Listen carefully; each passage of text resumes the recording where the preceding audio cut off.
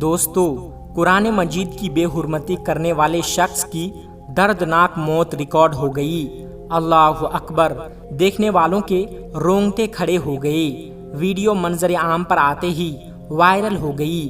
پیارے دوستو، عید الاضحیٰ کے دن سویڈن میں مسجد کے باہر کی جانے والی بے حرمتی میں ملوث شخص کی ایسی دردناک موت واقع ہوئی ہے کہ دیکھنے والے کانوں کو ہاتھ لگانے پر مجبور ہو گئے۔ سب کے لبوں سے استغفار کی تسبیح بلند ہونے لگی۔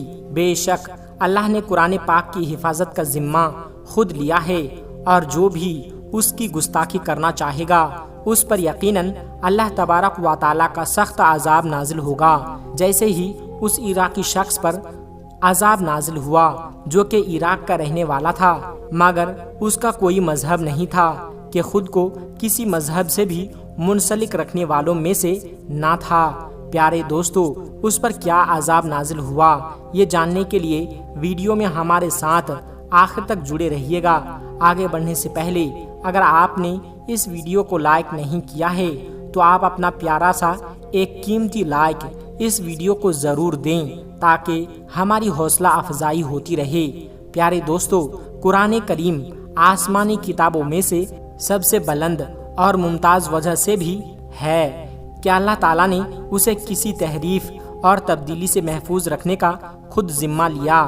اگر اللہ تبارک و تعالیٰ نے قرآن کریم کی حفاظت کا ذمہ نہ لیا ہوتا تو اس میں بھی تحریف اور تبدیلی کا وہی حال ہوتا جو پہلی آسمانی کتابوں کا ہوا تھا، کیونکہ پہلی آسمانی کتابوں کی حفاظت کی ذمہ داری اللہ تبارک و تعالیٰ نے انہی لوگوں کو سونپ دی تھی جن کی طرف اللہ نے وہ کتابیں اتاری تھی۔ مگر آج جب دین اسلام تیزی سے پھیل رہا ہے تو یہ بات غیر مسلموں کو کھٹک رہی ہے۔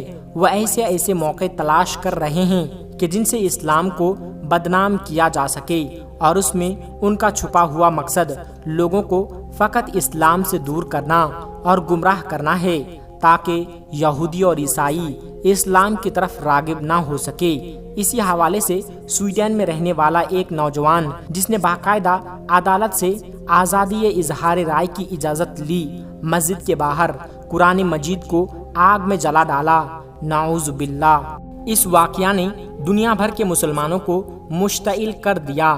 سبھی اپنے اپنے ملکوں اور علاقوں میں بطور احتجاج گلیوں اور سڑکوں پر نکل آئے، جبکہ اس شخص کو اپنے کیے پر ذرہ برابر بھی شرمندگی نہ رکھی تھی۔ یہ ویڈیو سوشل میڈیا پر گردش کر رہی ہے، جن میں صاف دیکھا جا سکتا ہے کہ وہ کس قدر گستاخانہ انداز میں قرآن مجید کے ساتھ پیش آ رہا ہے۔ مگر دوستو، اللہ تبارک و تعالیٰ کی لاٹھی بے آواز ہوتی ہے۔ یہ حکومت اور یہ قانون تو ایک اصول کے پابند ہوتے ہیں، مگر خدا اپنی کتاب کی حفاظت کا ذمہ خود لے چکا ہے۔ وہ شخص جس کا ابھی تک کوئی کچھ نہ بگاڑ سکا تھا، اس پر اللہ کا ایسا عذاب نازل ہوا کہ دیکھنے والوں کی چیخیں نکل گئی۔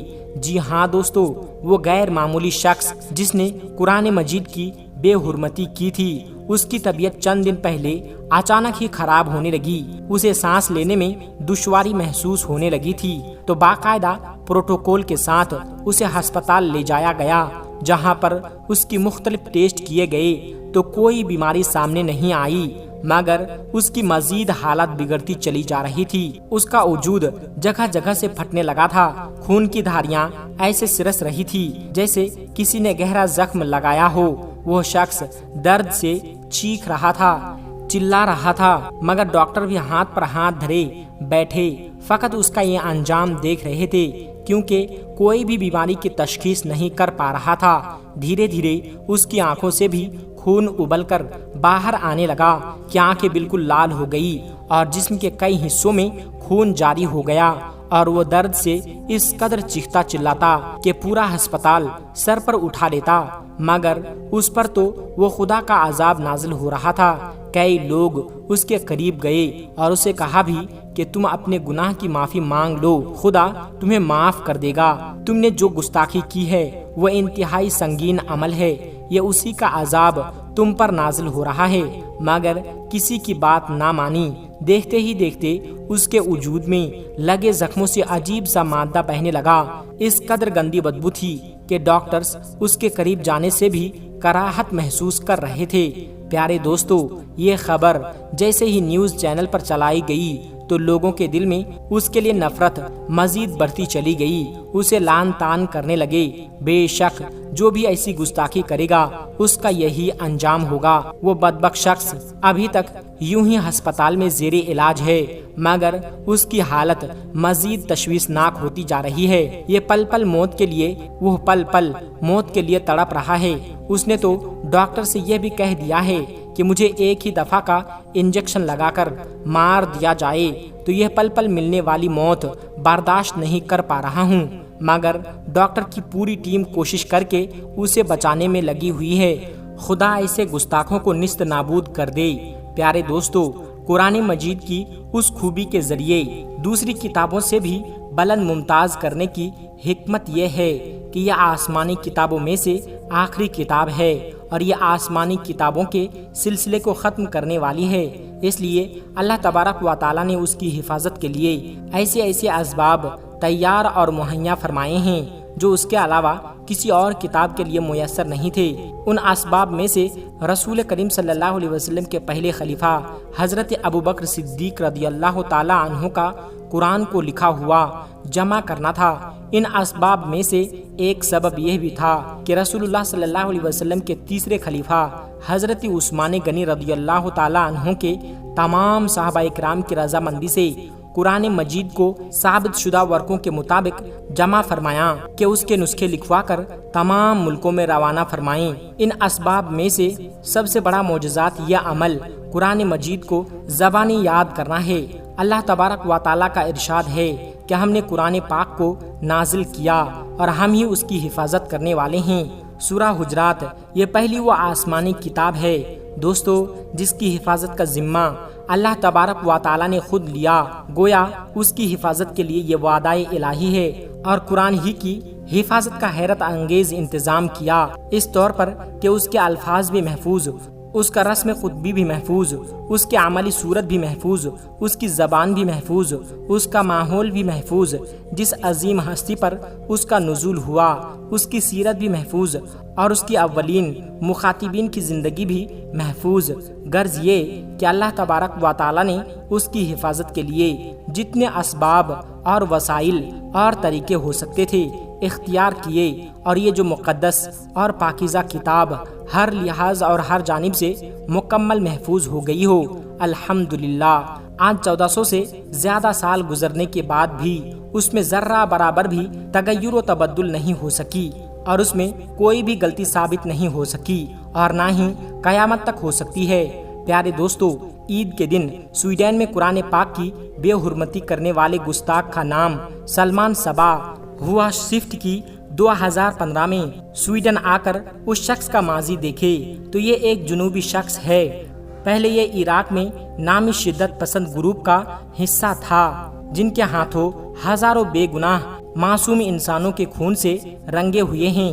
شام اور عراق میں ان کی سفاکی کی داستانوں کا کون واقف نہیں ہے؟ اس کی اس وقت کی ویڈیو آج بھی سوشل میڈیا پر موجود ہیں۔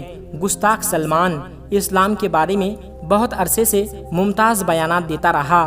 اس نے قرآن کریم کو جلانے سے پہلے اپنے ویڈیو پیغام میں بتایا تھا کہ یہ عید کے پہلے دن یہ کی پہلی قوم کی جامع اسٹور روم مسجد کے باہر نظر آتش کرے گا، اور یہ مزید کچھ ایسا کرے گا جس سے لوگوں کو حیران کر سکے۔ عید کے دن اس شخص نے اپنے ایک اور ساتھی کے ساتھ مسجد کے باہر کھڑے ہو کر اپنے خیالات کا اظہار کیا، جسے اس کا ساتھی مقامی زبان میں ترجمہ کر کے مائک پر ساتھ ساتھ بتا رہا تھا۔ اس دوران ملعون سلمان نے قرآن پاک کی اوراق کو شہید کیا اور پھر آگ لگا دی۔ پیارے دوستو، یہ حیرت اور شرم اور افسوس کی بات تو یہ ہے کہ یہ گھناؤنا کھیل عدالت کی اجازت سے پولیس کی نگرانی میں کھیلا گیا۔ اس موقع پر اس جگہ کو جہاں یہ ملعون موجود تھا اس کے آس پاس حفاظتی حصار بنایا رکھا تھا۔ اللہ تبارک و تعالیٰ اس شخص کا ایسا عبرتناک انجام کرے کہ دنیا یاد رکھے۔ آمین ثم آمین۔ دوستو، آخر میں ہمارے تمام مسلمان بھائی بہنوں سے گزارش ہے کہ اس چینل کو بنانے کا ہمارا مقصد یہ ہے کہ جتنے بھی ہمارے ہندوستانی بھائی بہن ہیں، چاہے وہ ہندو ہو یا مسلمان، سب کو اسلامی اور سبق آموز واقعہ سنا کر ان کا ایمان تازہ کرنا ہے اور سب لوگ اس سے کچھ نصیحت حاصل کر سکے۔ اور یہ بات بھی ہے کہ دین اسلام کی باتوں کو عوام اور مسلمانوں تک پہنچانا ثواب کا کام ہے، اس لیے اس ویڈیو کو ایک لائک کر کے اپنے قریبی دوستوں تک شیئر کر کے ثواب کا کام ضرور کرے۔ دوستو، آج کی ویڈیو میں بس اتنا ہی۔ اگر آپ کو یہ ویڈیو ذرا بھی اچھی لگی ہو تو آپ ہمیں سپورٹ کرنے کے لیے چینل کو سبسکرائب ضرور کر لیجئے گا۔ اللہ تبارک و تعالی سے دعا ہے کہ ہمارے جتنے بھی مسلمان بھائی بہن اس ویڈیو کو دیکھ رہے ہیں اسے سیدھے راہ پر چلنے کی توفیق عطا فرمائیں اور اسے ہر ترقی سے مالا مال کر دے۔ آمین ثم آمین۔ آج کی ویڈیو میں بس اتنا ہی، ملتے ہیں ایک پھر نئی ویڈیو کے ساتھ۔ تب تک آپ اپنا اور اپنوں کا بہت زیادہ خیال رکھیے گا۔ السلام علیکم ورحمۃ اللہ وبرکاتہ۔